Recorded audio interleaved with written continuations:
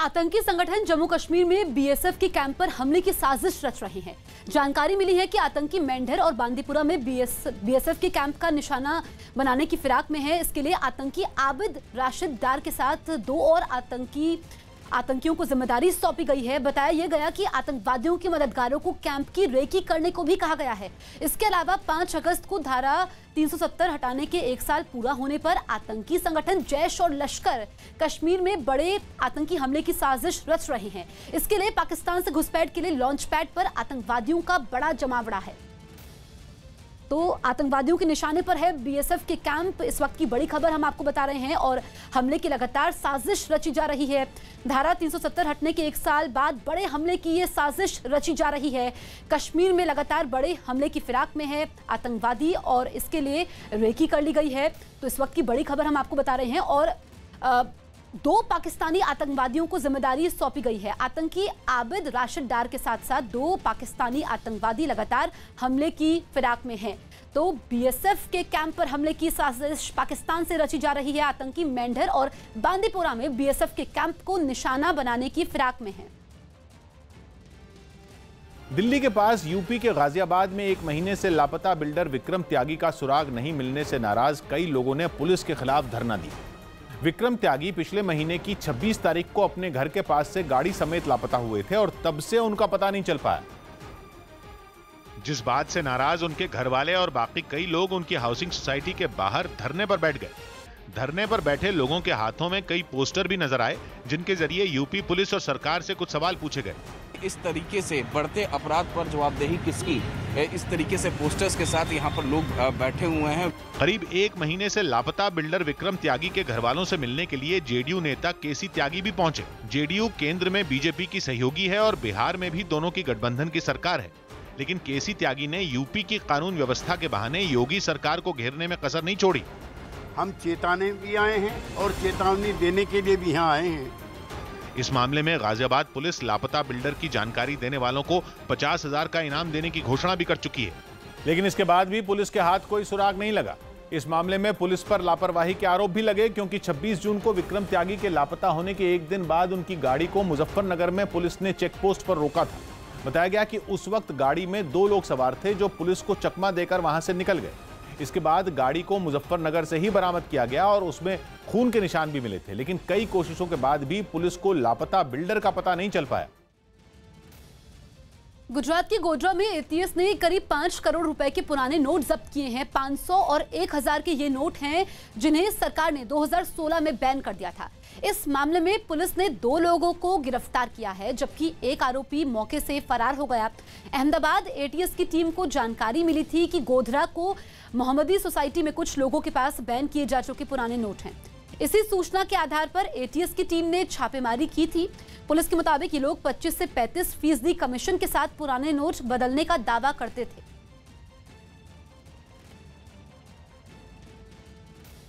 ₹4,76,81,500 की 2016 में बैन की हुई करेंसी नोट्स को जब्त किया है।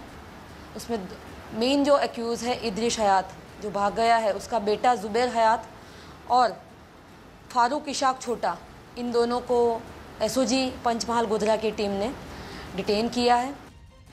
चीन ने अपने देश में बने एक ऐसे विमान का समंदर में सफल ट्रायल किया जो जमीन के साथ ही पानी से भी उड़ान भर सकता है और पानी पर लैंड भी कर सकता है। दावा है कि चीन का यह विमान इस तरह का दुनिया का सबसे बड़ा विमान है, जिसका नाम है AG-600, जो अपने ट्रायल के वक्त आसमान में उड़ते हुए समंदर पर लैंड करता नजर आया। उड़ान भरने और नीचे उतरने के लिए इस विमान को जमीन की जरूरत नहीं, ये पानी को भी अपना जरिया बना सकता है। करीब 120 फीट लंबा यह विमान समंदर की लहरों पर ऐसे आगे बढ़ता नजर आया मानो कोई पानी का जहाज हो। कुछ देर तक पानी में रहने के बाद ये दोबारा आसमान में उड़ गया।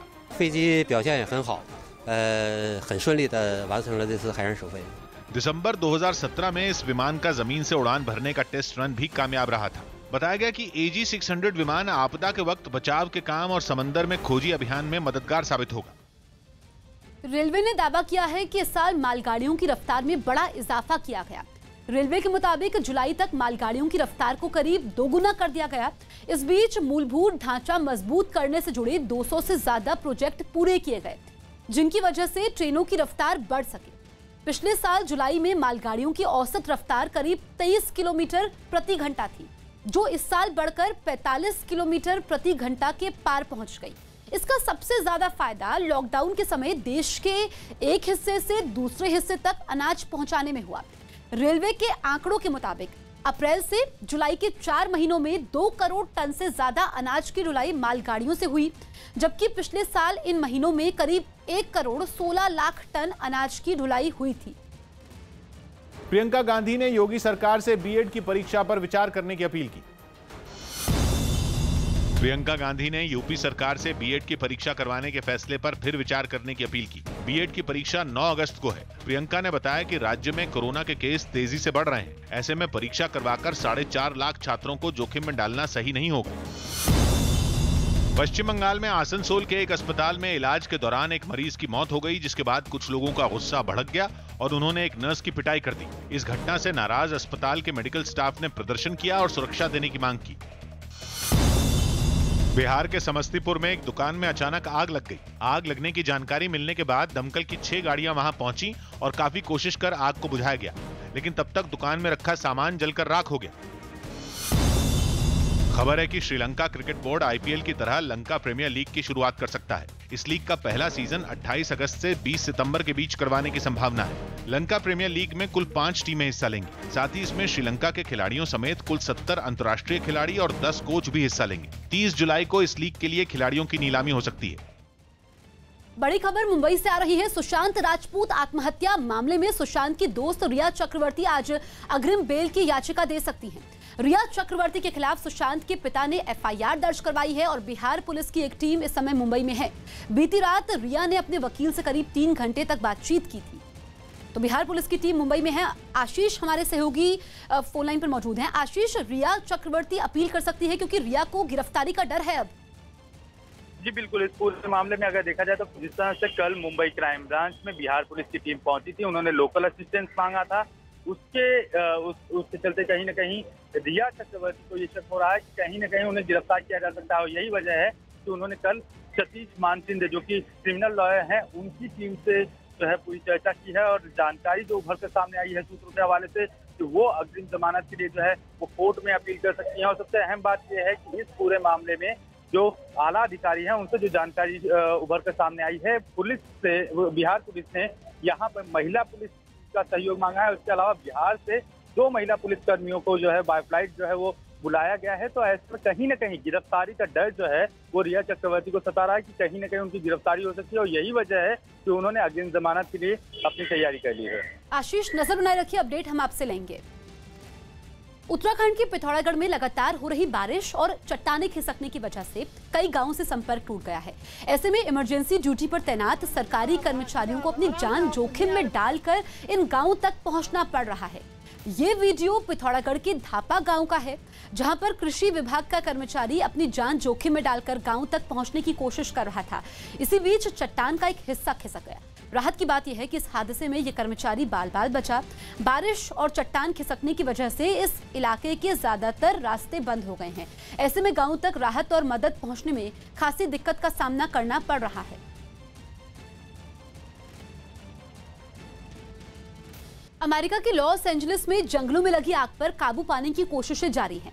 अचानक लगी इस आग ने बेहद तेजी से 300 एकड़ के इलाके को अपनी चपेट में ले लिया, जिसके बाद वहां से आग की लपटें और धुआं उठने लगा। ये आग फैलते हुए जंगल के पास से गुजरने वाले हाईवे तक भी पहुंच गई, जिसके बाद एहतियातन हाईवे को बंद करना पड़ा। आग बुझाने के लिए कई हेलीकॉप्टरों की मदद ली गई, जो जंगल के जल रहे हिस्सों पर पानी गिराते नजर आए।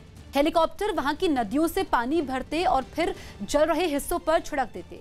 जंगल के एक बड़े हिस्से में आग बुझाई जा चुकी है, लेकिन अभी भी आग पर पूरी तरह काबू नहीं पाया गया है। राजस्थान में सियासी घमासान के बीच मायावती ने अशोक गहलोत पर हमला किया। राजस्थान में बीएसपी के 6 विधायकों के कांग्रेस में शामिल होने के मुद्दे पर मायावती ने अशोक गहलोत पर हमला किया और कांग्रेस को सबक सिखाने के लिए इस मामले को सुप्रीम कोर्ट तक ले जाने की बात कही, जिसके बाद कांग्रेस ने ट्वीट करके आरोप लगाया कि मायावती बीजेपी का साथ दे रही हैं। इस मामले को हम आगे तक ले जाएंगे, सुप्रीम कोर्ट तक भी ले जाएंगे। बिहार के समस्तीपुर में एक नाव हादसे में 2 लोग पानी में डूब गए। बिजली के खंभे से टकराने के बाद नाव में करंट फैल गया, जिससे यह हादसा हुआ। हालांकि इस दौरान 8 लोगों को बचा लिया गया। जम्मू कश्मीर के पुंछ में पाकिस्तान ने फिर फायरिंग की, जिसके जवाब में भारत ने पाकिस्तान के 2 जवान मार गिराए, जबकि 8 घायल हो गए। मैनचेस्टर में वेस्टइंडीज के खिलाफ तीसरे टेस्ट मैच में इंग्लैंड के तेज गेंदबाज स्टुअर्ट ब्रॉड ने इतिहास रच दिया। स्टुअर्ट ब्रॉड टेस्ट क्रिकेट में 500 विकेट लेने वाले दुनिया के 7वें गेंदबाज बन गए। मौजूदा समय में इंग्लैंड में ब्रॉड से ज्यादा विकेट जेम्स एंडरसन ने ही लिए हैं। केरल के आलपुषा में सड़क बनाने पर 2 गुटों के बीच जमकर मारपीट हुई। इस घटना का एक वीडियो वायरल हुआ है। बताया गया कि एक गुट ने दावा किया कि सड़क उनकी निजी संपत्ति पर बनाई जा रही है, जबकि दूसरे गुट ने इस बात से इनकार किया। यही वजह रही कि जैसे ही वहां सड़क बनाने का काम शुरू हुआ, दोनों गुट एक दूसरे से भिड़ गए। इन लोगों को देखकर एक बार तो ऐसा लगा कि वो एक दूसरे के खून के प्यासे हो गए हैं। मारपीट की शुरुआत 2 लोगों के बीच हाथापाई से हुई और देखते ही देखते बात इतनी बढ़ गई कि दोनों तरफ के लोग एक दूसरे को धक्का देने लगे। थोड़ी ही देर में इस लड़ाई में महिलाएं भी शामिल हो गईं। एक महिला ने तो डंडे से दूसरे गुट की महिला पर पीछे से हमला कर दिया और जब दूसरी महिला ने उसे रोकने की कोशिश की तो उसने उसे भी डंडे से मारा, जिसके बाद दोनों महिलाएं लड़ते लड़ते जमीन पर गिर गई। ये देखते ही एक शख्स वहां पहुंचा और उसने उस महिला के हाथ से डंडा छीन लिया। तभी वहां एक और महिला आ गई, जिसने उस शख्स को पेड़ की टहनी से मारना शुरू कर दिया। यही नहीं, दोनों गुटों की कुछ और महिलाएं भी इसी तरह एक दूसरे पर टूट पड़ी। इस घटना में 2 महिलाओं समेत 4 लोग घायल हो गए। मुंबई में लगातार दूसरे दिन घंटों तक बारिश होती रही, जिसकी वजह से निचले इलाकों में कई फीट तक पानी जमा हो। दिन भर सरकारी एजेंसियों के कर्मचारी पानी निकालने की कोशिशें करते रहे, लेकिन हालात काबू में नहीं आए। दादर की सड़कें तालाब में बदल गईं। लोगों के लिए घरों से बाहर निकलना मुश्किल हो गया। सड़कों पर जमा पानी को निकालने के लिए देश के सबसे अमीर नगर निगम के कर्मचारी फावड़ा लेकर मेहनत करते रहे। जरा सी बारिश तेज क्या हो गई, दादर के हिंद माता इलाके की जो सड़क है वो तालाब में तब्दील हो चुकी है। बीएमसी कर्मचारियों ने कुछ मैनहोल के ढक्कन खोल दिए ताकि पानी तेजी से निकाला जा सके। कोई हादसा न हो इसके लिए खुले हुए मैनहोल पर कुछ लोहे की रॉड लगा दी गई। दक्षिण मुंबई के भी कई इलाकों में हालात खराब रहे। पेडर रोड के हाई प्रोफाइल इलाके में भी ट्रैफिक धीमा रहा। कई हाल साउथ मुंबई के हर इलाके का है, लेकिन पेडर रोड इलाके में सड़क पर पानी काफी तेज बह रहा है। मौसम विभाग ने मुंबई में अभी और बारिश की चेतावनी दी है। उत्तराखंड में भारी बारिश के बाद कई इलाकों में पहाड़ों की खिसकने से सड़कें बंद हैं, जबकि कई रिहायशी इलाकों में भी मलबा घुसने से लोग बेहद परेशान हैं। एक तस्वीर पिथौरागढ़ जिले से भी सामने आई है। भारी बारिश के बाद पहाड़ का एक बड़ा हिस्सा इतना कमजोर हो गया कि रेत के टीले की तरह भरभरा कर गिर गया। वहां मौजूद कुछ लोगों ने इस हादसे का वीडियो अपने मोबाइल में रिकॉर्ड कर लिया। थोड़ी ही देर में पहाड़ का एक बड़ा हिस्सा ढह गया, जबकि कई पेड़ भी टूटकर नीचे गिर गए।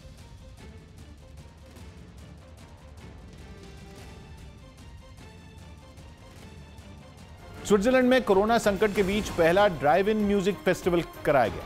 हालात बेहतर होने के बावजूद वहां लोगों के इकट्ठा होने पर रोक है, जिसकी वजह से वहां ड्राइव इन म्यूजिक फेस्टिवल का आयोजन किया गया। एल्प्स पर्वतों से घिरे एक गांव में इसके लिए तैयारियां की गई। पहाड़ों के नीचे मौजूद एक मैदान में स्टेज बनाया गया, जबकि नीचे गाड़ियों को खड़ा करने की जगह बनाई गई। इस दौरान काफी तादाद में लोग वहां अपनी गाड़ियों से पहुंचे और म्यूजिक फेस्टिवल का हिस्सा बने। गाड़ियों को भी एक दूसरे से कई फीट की दूरी पर खड़ा किया गया। लोगों को दिक्कत न हो इसके लिए बड़ी स्क्रीन भी लगाई गई। कार्यक्रम खत्म होने के बाद लोगों ने अपनी गाड़ियों की लाइटें जलाकर और हॉर्न बजाकर कलाकारों का शुक्रिया अदा किया। बिहार के सिवान से एक दिल दहला देने वाला वीडियो सामने आया है, जिसमें कुछ लोग रेलवे पुल से उफनती नदी में छलांग लगाते दिखाई दिए। वीडियो में पहले कुछ लोग रेलवे पुल पर खड़े दिखाई दिए और जैसे ही ट्रेन उनके पास पहुंची, सभी लोगों ने नदी में छलांग लगा दी। रेलवे पुल से नदी में कूदने वालों में कुछ बच्चे शामिल थे। इस बीच वहां कुछ लोग भी दिखाई दिए, लेकिन किसी ने भी उन्हें रोकने की कोशिश नहीं की। आत्मनिर्भर भारत को आगे बढ़ाने के लिए रेलवे और एसबीआई की नई शुरुआत की। आईआरसीटीसी और एसबीआई ने साथ मिलकर क्रेडिट कार्ड लॉन्च किया।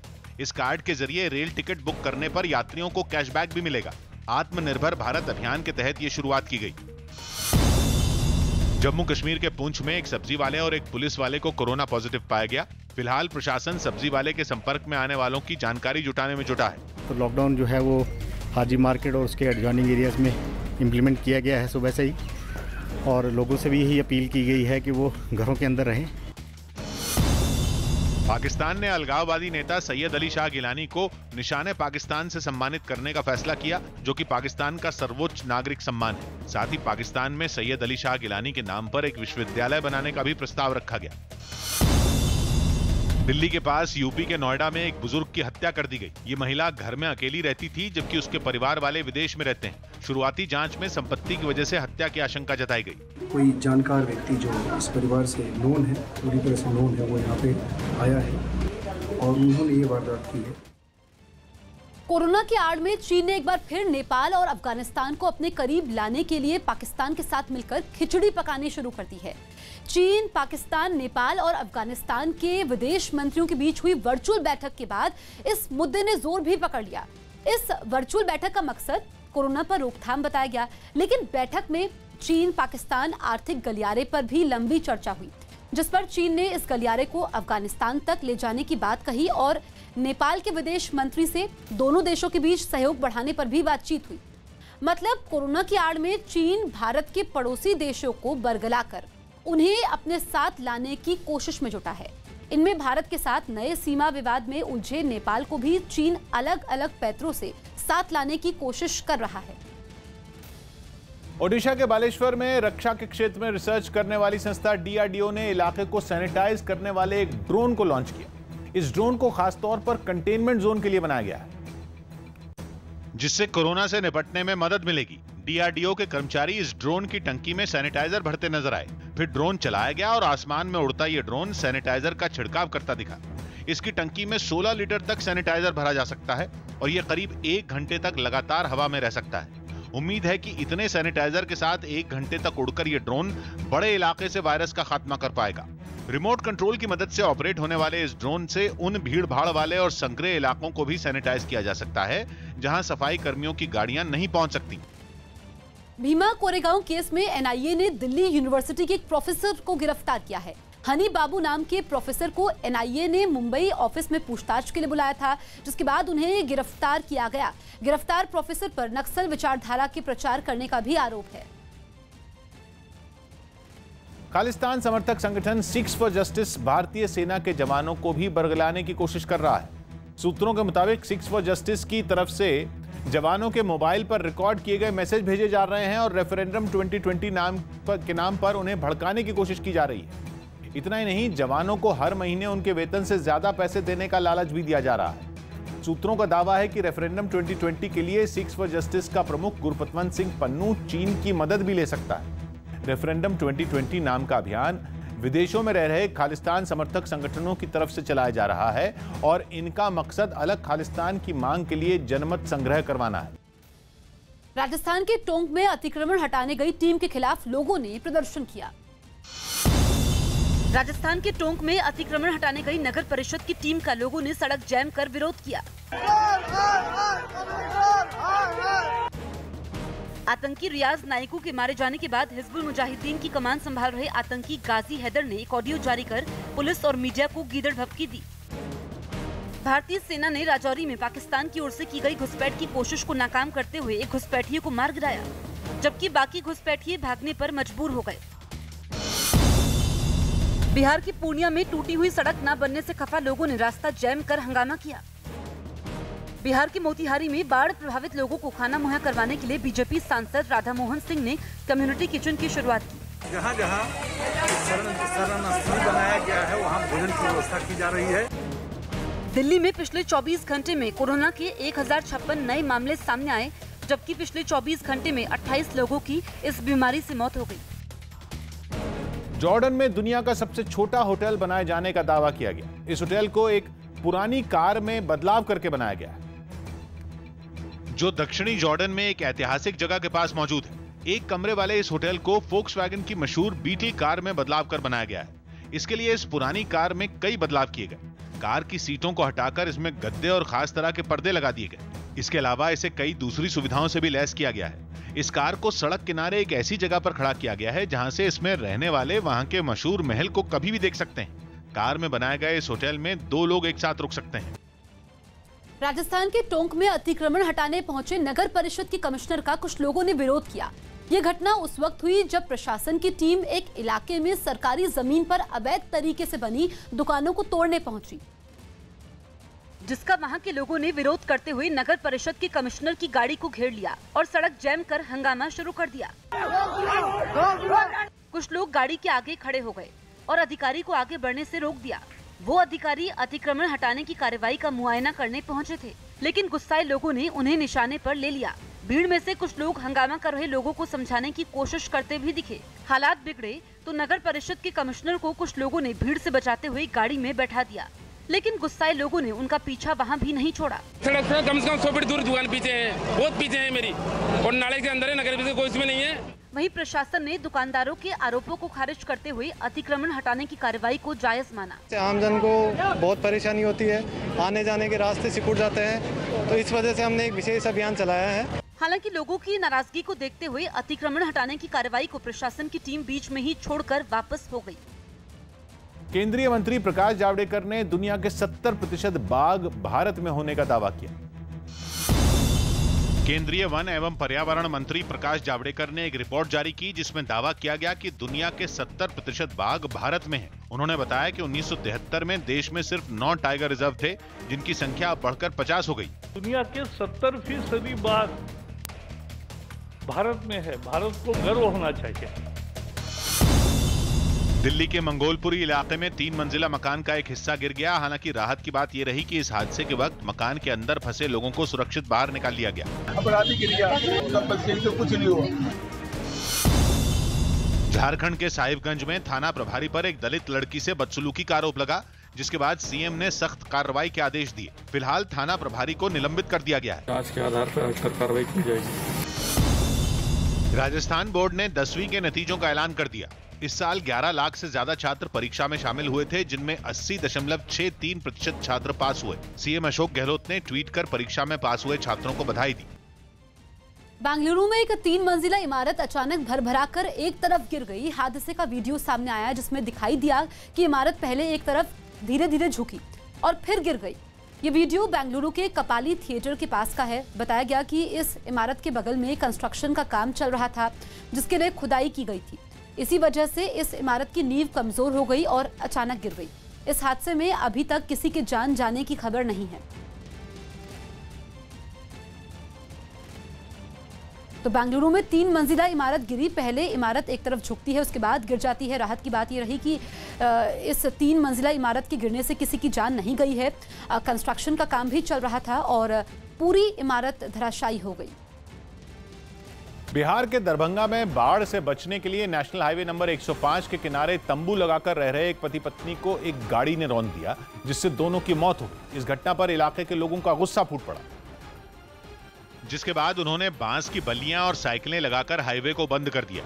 हादसे में जिन 2 लोगों की मौत हुई, उनके घर वाले गम में डूबे दिखे। परिवार के लोगों ने हादसे के लिए प्रशासन को जिम्मेदार ठहराया। विस्थापित परिवार यहाँ सड़क किनारे अपना शरण लिए हुए हैं, बच्चे और बीवी बाल बच्चे के साथ, तो इसमें प्रशासन को भी ध्यान रखना चाहिए था। जिस गाड़ी से हादसा हुआ वो सड़क किनारे पलटी दिखी। बताया गया कि हादसे में जान गंवाने वाले पति पत्नी बाढ़ से बचने के लिए हाईवे के किनारे तंबू लगाकर रह रहे थे। जिनके घरों में पानी चला गया है वो इस NH 105 पर पहुंचकर शरण लिए हुए हैं, लेकिन यह हाईवे भी सुरक्षित नहीं है। लोगों की नाराजगी को देखते हुए पुलिस ने भी उन्हें समझाने की कोशिश की। पीड़ित परिवार को 8 लाख रुपए मुआवजे का चेक भी दिया गया। उत्तराखंड के चंपावत में नदी में डूब रही एक महिला को मंदिर के एक साधु और वहां पर मौजूद एक शख्स ने बचा लिया। चंपावत के पंचेश्वर काली नदी में एक महिला डूब रही थी। नदी में बहाव इतना तेज था कि महिला एक बार तो पूरी तरह पानी में डूब गई। इसी बीच किनारे पर मौजूद एक साधु ने महिला को बचाने की कोशिश शुरू की। साधु ने एक डंडे को महिला की तरफ बढ़ाया ताकि महिला उसे पकड़कर किनारे तक आ जाए, लेकिन पहला प्रयास सफल नहीं हुआ। इसके बाद साधु ने फिर कोशिश की और इस बार महिला ने डंडे को पकड़ लिया।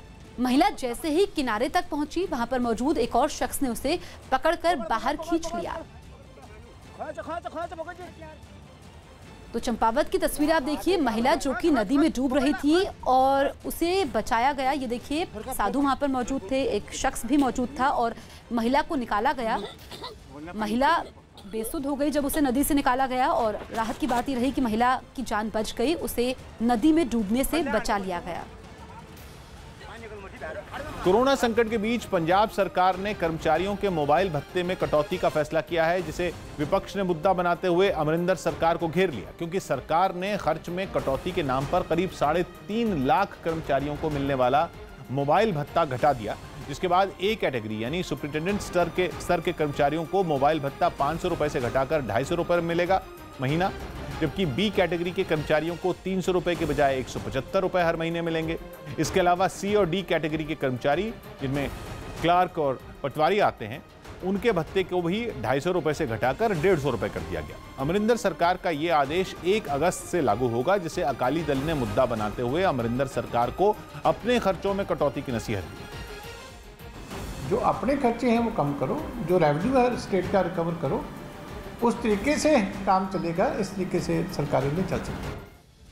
यूपी में कोरोना को देखते हुए अब नए कैदियों को सीधे जेल में बंद नहीं किया जाएगा।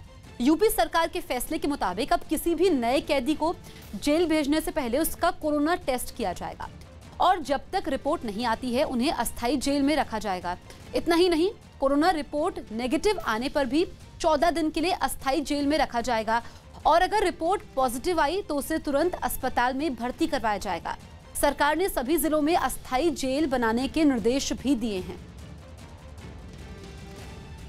झारखंड के श्रम मंत्री सत्यानंद भोक्ता ने चतरा में अपने खेतों में पहुंचकर धान की रोपाई की। सत्यानंद भोक्ता 3 दिन के दौरे पर चतरा पहुंचे, जहां वो किसानों के साथ मिलकर अपने खेत जोतते दिखाई दिए। खेतों में किसानों को काम करता देख सत्यानंद भोक्ता से भी नहीं रहा गया। उन्होंने अपने कपड़े बदले और खेत में उतर गए। भोक्ता पानी और मिट्टी से भरे खेत में पूरी तल्लीनता के साथ काम करते नजर आए। उन्होंने वहां हल चलाया और किसानों के साथ धान की रोपाई भी की। भोक्ता ने बताया कि हर साल वो गांव आकर अपनी खेती बाड़ी देखते हैं और खेती के कामों में किसानों का हाथ भी बटाते हैं। पूरे गाँव के लोग हैं, एक साथ में उनके धान रोपते हैं, हल जोतते हैं, बहुत अच्छा लगता है। भोक्ता करीब 2 घंटे तक वहां रहे और इस दौरान उन्हें खेत में काम करता देखने के लिए लोगों की भीड़ जुटी रही।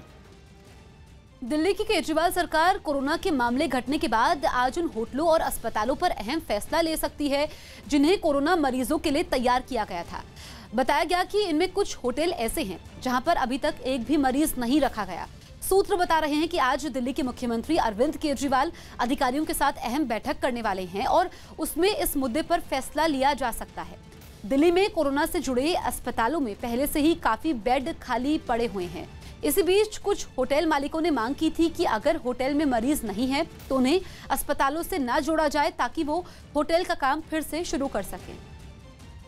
बीजेपी अध्यक्ष जेपी नड्डा ने झारखंड में पार्टी के दफ्तरों का उद्घाटन किया। बीजेपी अध्यक्ष जेपी नड्डा ने वीडियो कॉन्फ्रेंसिंग के जरिए झारखंड में पार्टी के 8 दफ्तरों का उद्घाटन किया। इस मौके पर जेपी नड्डा ने कोरोना संकट के बीच लोगों की मदद करने के लिए पार्टी के कार्यकर्ताओं की तारीफ की। ये अकेली भारतीय जनता पार्टी है जिसने संक्रमण काल में सेवा का कार्य लिया और सेवा करने में हम पीछे नहीं रहे। राजस्थान हाईकोर्ट ने संजीवनी कोऑपरेटिव सोसाइटी घोटाले की जांच पर रोक लगाने से इनकार कर दिया। इससे पहले जयपुर की अदालत ने इस मामले में जांच के आदेश दिए थे, जिसमें केंद्रीय मंत्री गजेंद्र सिंह शेखावत भी घिरे हुए हैं। उत्तराखंड के उधम सिंह नगर में गाड़ियों की जांच के दौरान एक लड़के की पुलिस से बहस हो गई, जिसके बाद कुछ पुलिस वालों पर उस लड़के के माथे में बाइक की चाबी घुसाने का आरोप लगा। ये मामला सामने आने के बाद 3 पुलिस वालों को निलंबित कर दिया गया।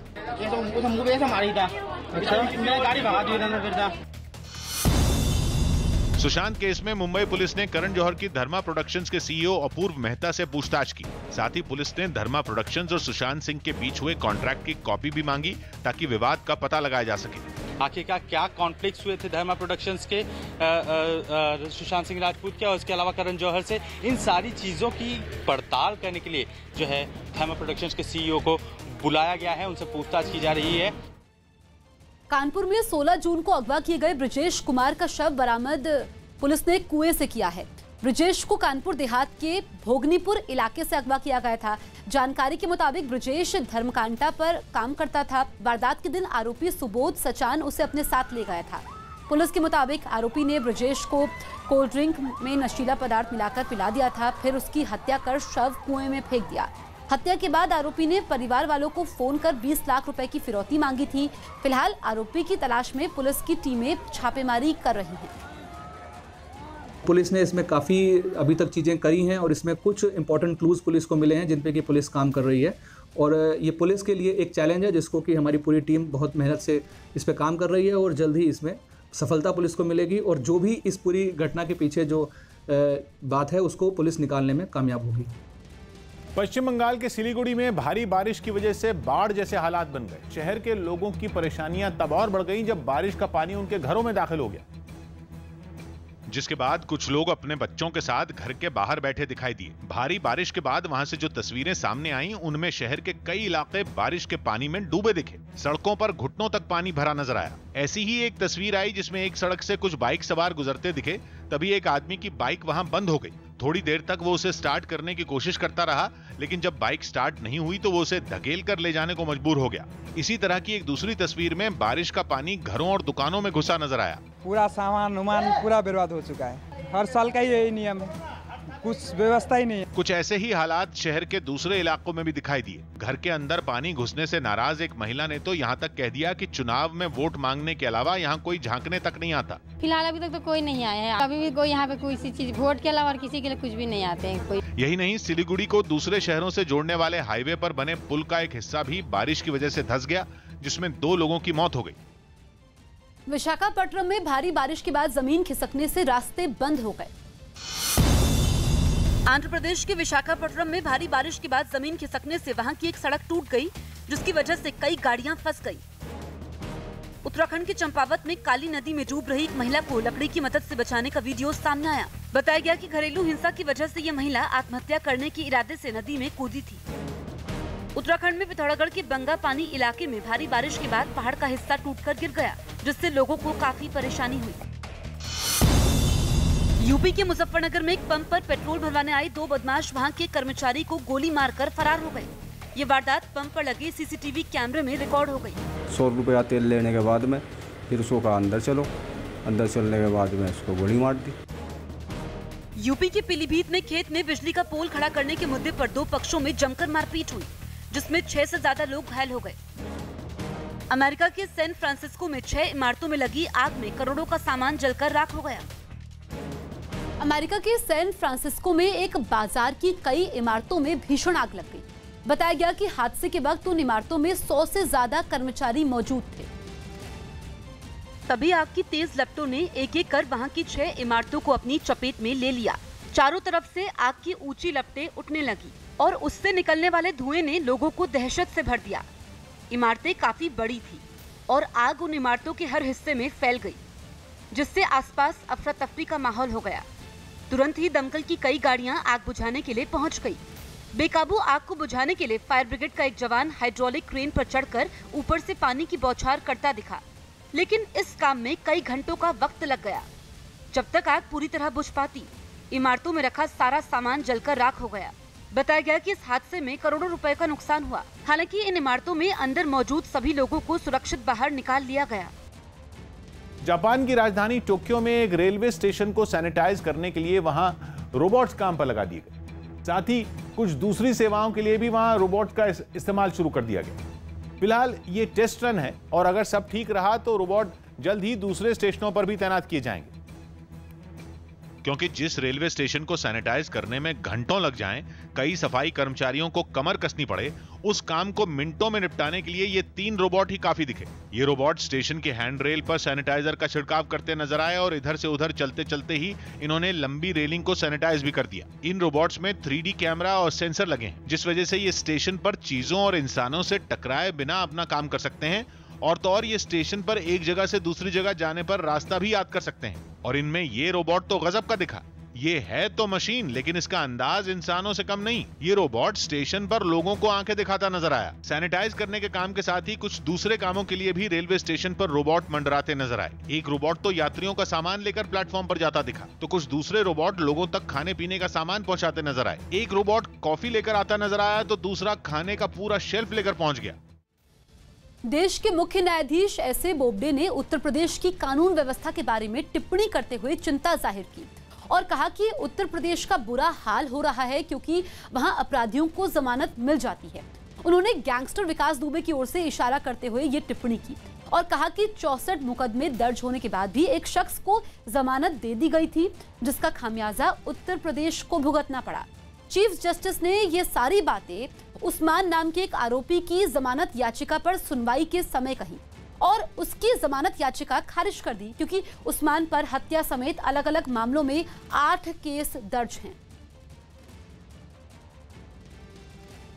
हुई बारिश को देखते हुए उत्तर बिहार के 11 जिलों में चेतावनी जारी कर दी गई। मुख्यमंत्री नीतीश कुमार ने भी सिंचाई और जल संसाधन विभाग को तटबंधों पर नजर रखने के निर्देश दे दिए, क्योंकि नेपाल में बादलों के बरसने का मतलब है कि उत्तर बिहार की नदियों में फिर से पानी छोड़ा जा सकता है। अगर ऐसा हुआ तो ये नदियां काफी खतरनाक हो सकती हैं। इनमें बागमती की सहयोगी नदी कमला बलान भी है, जो दरभंगा में सैकड़ों गांवों को अपनी चपेट में ले चुकी है। वहां से सामने आई एक तस्वीर में एक पुलिस थाना भी बाढ़ से घिरा दिखा। थाने में कमर तक पानी भरने से पुलिस वाले एक पेड़ के नीचे बैठकर लोगों की शिकायत लिखते नजर आए। दुख तकलीफ करके रहना है, दूसरा कोई विकल्प हमारे पास है नहीं। दरभंगा के ही केवटी में बागमती नदी का पानी नेशनल हाईवे नंबर 105 पर आ गया। ये हालात इसलिए भी डरा रहे हैं क्योंकि नेपाल में फिर से बारिश शुरू हो चुकी है।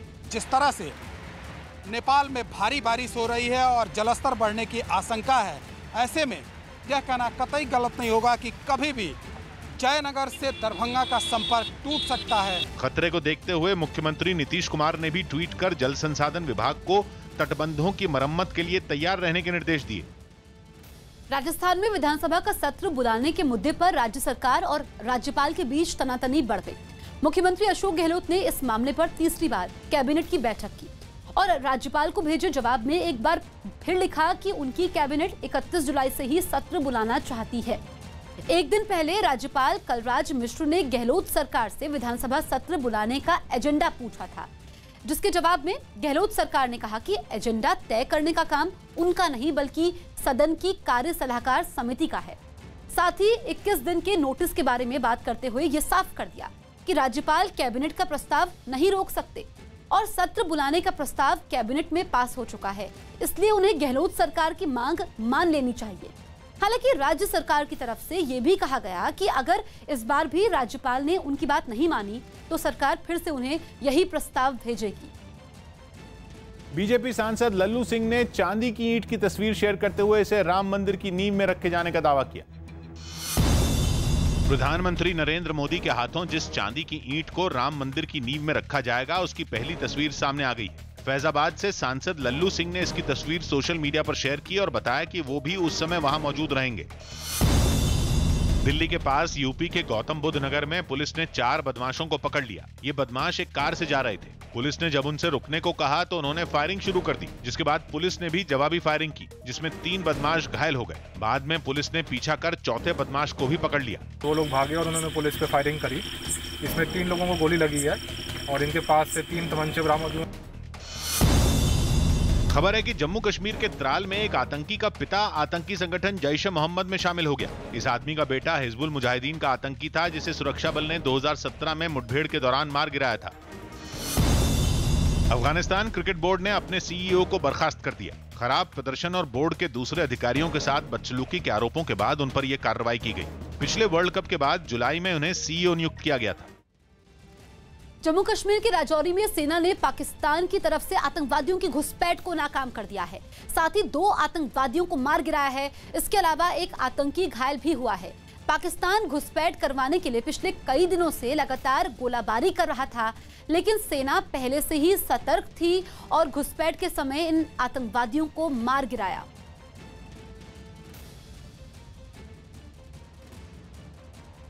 नेपाल की सीमा से लगे बिहार के बाढ़ प्रभावित जिलों में भारी बारिश के सितम ने लोगों की मुश्किलें बढ़ा दी।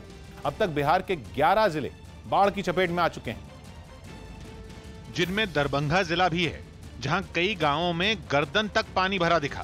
दरभंगा जिले के असराहा इलाके में कमला नदी और बागमती नदी उफान पर है और इस इलाके के कई ऐसे बस्ती हैं जो शहर से कट गए हैं और आपकी नजरें जहां तक जाएंगी चारों तरफ पानी ही पानी है। वहां से सामने आई एक तस्वीर में बाढ़ के बीच फंसी एक गर्भवती महिला को रिक्शे की मदद से निकालते हुए देखा गया। महिला की तबीयत बिगड़ने से उसके परिवार के लोग भी काफी घबरा गए। असराहा की रहने वाली ये महिला है जो गर्भवती हैं, इनको शहर तक लेकर जाना है। ऐसे में यह रोड जो है वो पूरी तरह से कट गया है। बाढ़ के बीच उत्तर बिहार के जिलों में भारी बारिश होने से लोगों की मुश्किलें भी काफी बढ़ गईं। मुझे लगता है इससे पहले इतनी बड़ी आफत आज तक नहीं आई। एक तरफ हम कोरोना को झेल रहे हैं, दूसरी तरफ हम बाढ़ को झेल रहे हैं और तीसरी तरफ ऊपर से पानी का बरसात को झेल रहे हैं। उत्तराखंड के पिथौरागढ़ में भारी बारिश की वजह से हुई तबाही की कई और तस्वीरें सामने आई है। वहां के जिन इलाकों में बारिश ने कहर बरपाया उनमें धारचूला इलाका भी शामिल है, जहां से डराने वाली तस्वीरें आई। वहां के गांव में बारिश की वजह से उफनती नदी का पानी घुस गया। पानी का बहाव इतना तेज था कि उसके आगे जो भी चीज आई वो पल भर में आंखों से ओझल हो गई। गांव में रहने वाले लोग भी कुदरत का ऐसा सितम देखकर डरे हुए नजर आए। इसी इलाके से एक पहाड़ी के भरभराकर गिरने की तस्वीरें आई। इलाके के कुछ लोगों ने ये वीडियो बनाया। अनुमान है कि पहाड़ी के गिरने से भारी नुकसान हुआ है। उत्तर प्रदेश के गोरखपुर में 14 साल के लड़के की अपहरण के बाद हत्या से परिवार में मातम पसर गई। 2 दिन पहले घर वालों से 1 करोड़ रुपए की फिरौती मांगी गई थी और जब फिरौती नहीं मिली तो बदमाशों ने बच्चे की हत्या कर दी। और इस खबर ने घर वालों को जैसे तोड़कर रख दिया। घर के इकलौते चिराग की हत्या से घर में मातम पसर गया। घर वालों का रो रो कर बुरा हाल है। मां की आंखों से आंसू थमने का नाम नहीं ले रहे, जबकि बहनें रोते रोते बेहोश हो जाती। हत्या के बाद पूरे परिवार वालों का रो रो कर बुरा हाल है। 5 बहनों में वो इकलौता भाई था। बहनें रोते रोते बेहोश हो जा रही हैं। मां का भी बुरा हाल है। घर के बाहर की एक तस्वीर सामने आई जिसमें बच्चे के पिता कुर्सी पर बैठकर बिलखते दिखाई दिए, जबकि उसकी एक बहन दहाड़े मारकर रोती और अपने भाई को लाने की जिद करती नजर आई। हम क्या हमारा भैया चाहें, हम क्या हमारा बाबू चाहें, हम क्या रक्षाबंधन। बच्चे की एक दूसरी बहन ने बताया कि रक्षाबंधन के लिए उसने पूरी तैयारी कर ली थी। भाई के लिए नए कपड़े मंगवाए थे, राखी मंगवाई थी, लेकिन उससे पहले ही वो चला गया। हम अपने भाई के लिए ओम खरीद के लाए थे, बोले तो पहन लो, कहा नहीं रक्षाबंधन पे पहनाना। इस बीच बच्चे की मां ने पीएम मोदी और प्रदेश के मुख्यमंत्री योगी आदित्यनाथ से बदमाशों को फांसी देने की मांग की। हमारे बचवा के इंसाफ मिले चाहिए, फांसी हुई। मोदी और योगी से प्रार्थना बाकी हमारे बचवा खातिर फांसी हुई। इस मामले में पुलिस ने 5 आरोपियों को गिरफ्तार किया है और अब उनके खिलाफ कड़ी कार्रवाई की तैयारी की जा रही है।